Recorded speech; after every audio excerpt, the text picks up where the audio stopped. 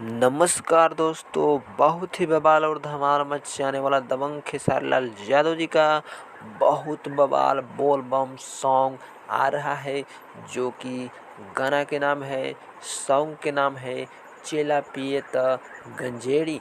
इतना बवाल और धमाल मचाने वाला गाना है, जो कि देख सकते हो दबंग खेसारी लाल यादव जी गंजा कैसे पी रहे हैं।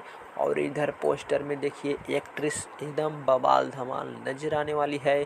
और ये पूरा बोल बम फुल बोल बम सॉन्ग ये होने वाला है, जो कि गाना को गाए हैं खेसारी लाल यादव और शिल्पी राज। और गाना को लिखे हैं प्रिंस प्रियदर्शी और म्यूजिक दिए हैं प्रियांशु सिंह। तो इतना बवाल धमाल गाना है, जो कि हाई लेवल का गाना है मेरे दोस्तों।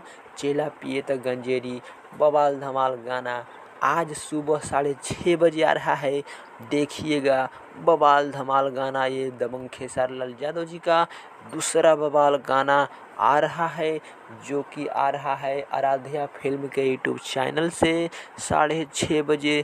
देखिएगा बवाल धमाल गाना। और वीडियो अच्छा लगा तो चैनल को सब्सक्राइब, कमेंट, लाइक, शेयर जरूर कीजिएगा।